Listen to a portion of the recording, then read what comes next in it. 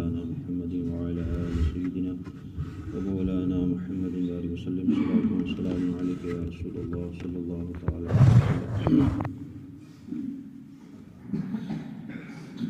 نماز پڑھنے کا طریقہ حدیث پاک کی روشنی میں کیا ہے؟ بخاری مسلم کی حدیث پاک ہے، حضرت ابو ہریرہ رضی اللہ تعالیٰ عنہ سے مروی ہے کہ ایک شخص مسجد میں حاضر ہوئے اور رسول اکرم صلی اللہ علیہ وسلم مسجد کی ایک جانب تشریف فرما تھے۔ مطلب ایک صحابی آئے اور حضور مسجد میں کونے میں تشریف فرما تھے، تو انہوں نے نماز پڑھی۔ جو صحابی آئے تھے انہوں نے نماز پڑھی، پھر حضور اکرم صلی اللہ علیہ وسلم کی بارگاہ میں حاضر ہو کر سلام عرض کیا، تو میرے آقا نے فرمایا وعلیک السلام۔ یہاں آپ دیکھیں ہم لوگ وعلیکم السلام کہتے ہیں، تو یہاں دو طریقے سے جواب ہے، وعلیک السلام بھی کہہ سکتے ہیں کسی کے جواب میں، اور وعلیکم السلام بھی کہہ سکتے ہیں۔ دونوں کا مطلب یہ ہوتا ہے کہ تم پر سلامتی ہو۔ تو انہوں نے جب سلام کیا، میرے آقا نے جواب فرمایا، تو میرے آقا نے ارشاد فرمایا کہ تم نماز پڑھو، تمہاری نماز نہیں ہوئی۔ تو انہوں نے پھر دوبارہ نماز پڑھی۔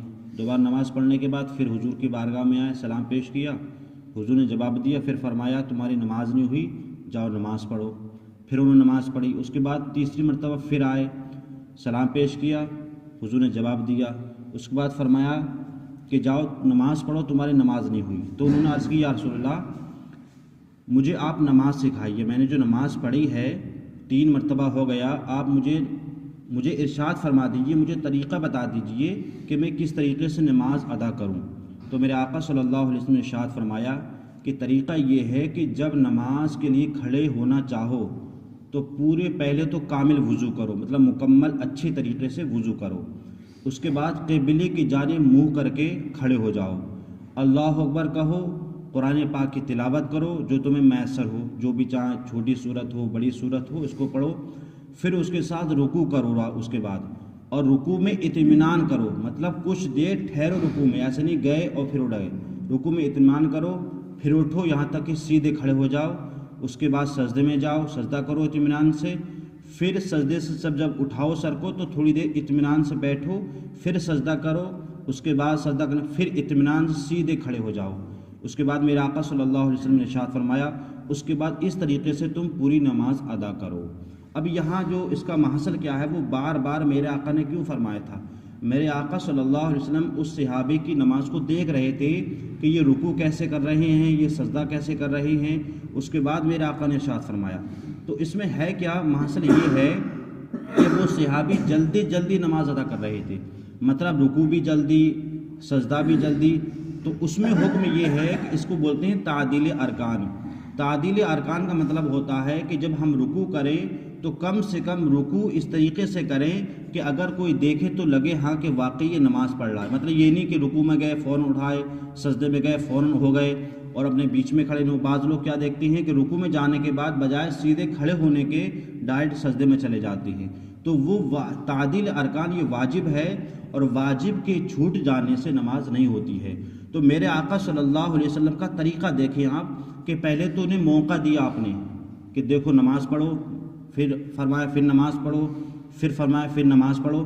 تو اس سے ہمیں کیا ثابت ہوتا ہے کہ اگر ہمارا کوئی اسلامی بھائی نماز پڑھنے کے لیے اگر مسجد میں آ رہا ہے اور ہم نے اس کے طریقوں کچھ اگر دیکھا کہ یہ اس طریقے سے نماز پڑھ رہا ہے، تو ہم اس کو محبت کے ساتھ میں اور بڑے اطمینان کے ساتھ میں اس کو بتائیں بھائی صاحب آپ نے نماز پڑھی، اچھی نماز پڑھی ہے، لیکن اسی نماز کو تھوڑا سا اس طریقے سے پڑھو گے تو زیادہ بہتر ہوگا۔ تو اس میں پیغام ہمارے لیے یہ ہے کہ جو لوگ نماز کو طریقے سے اگر نہیں پڑھتے ہیں تو بڑی محبت اور اطمینان سکون کے ساتھ جو ہے ان کو سمجھایا جائے، تاکہ وہ نماز میں ان کو اور محبت ہو اور وہ اچھی طریقے سے نماز پڑھنے کی کوشش کریں۔ تو اس میں 2 باتیں کیا ہیں، ایک بات تو یہ ہے کہ جب ہم رکوع کریں تو کم سے کم رکوع اتنی دیر کا تو ہو کہ ہم 3 مرتبہ تسبیح اس میں پڑھ سکیں۔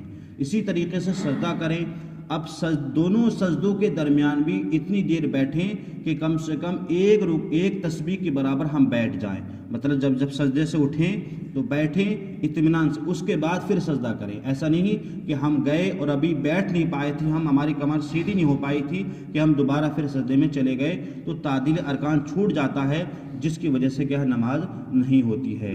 دوسری حدیث پاک میں ہے میرے آقا صلی اللہ علیہ وسلم ارشاد فرماتے ہیں کہ جب نماز شروع کرو تو اللہ اکبر سے نماز شروع کرو، مطلب اللہ اکبر کیا ہے؟ تکبیر تحریمی ہے، اور اس کے بعد ثنا، اس کے بعد کیا ہے؟ الحمدللہ رب العالمین جو سورہ فاتحہ ہے، اس کے بعد قرأت کرو جو تمہیں جو بھی صورت یاد ہوں، اس کے بعد رکوع کرو اور سر کو نہ اٹھاتے میرے آقا صلی اللہ علیہ وسلم یہاں تک کہ آپ کی پیٹھ شریف اور آپ کا سر مبارک بالکل برابر ہوتا، مطلب پیٹھ اور سر بالکل کیا ہے؟ برابر ہونا چاہیے، یہ نہیں کہ سر ہمارا نیچے ہے یا اوپر ہے، پیٹھ کے بالکل مقابل ہونا چاہیے۔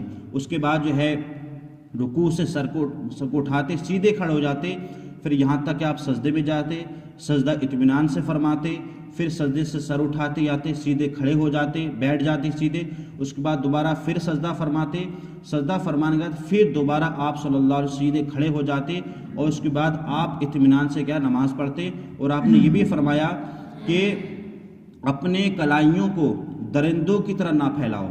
درندوں سے مراد یہ ہے جو ہماری کلائیاں، ہمارے انگلیاں ہیں، ان کو ایسے نہ پھیلائیں بالکل اس طرح جو پرندہ اپنے جو ہے پنجوں کو پھیلاتا ہے، بلکہ ان کو اپنے حالت پہ رہنے دیں، مطلب جو حالت پہ ہماری ہیں اسی حالت پہ، مطلب اتنا بھی نہ پھیلائیں اور زیادہ اس کو ملائے بھی نہ، بالکل اس کو اپنی حالت پہ رہنے دیں، چاہے وہ سجدے کی حالت ہو، چاہے وہ تشہد یعنی التحیات کی حالت ہو، اس طریقے سے نماز ادا کرنے کی کوشش کریں۔ اللہ تعالی ہمیں اور آپ کو صحیح طریقے سے حدیث پاک کے مطابق نماز پڑھنے کی توفیق عطا فرمائے۔ اللہم صلی علی سیدنا و مولانا محمد وعلی آل سیدنا و مولانا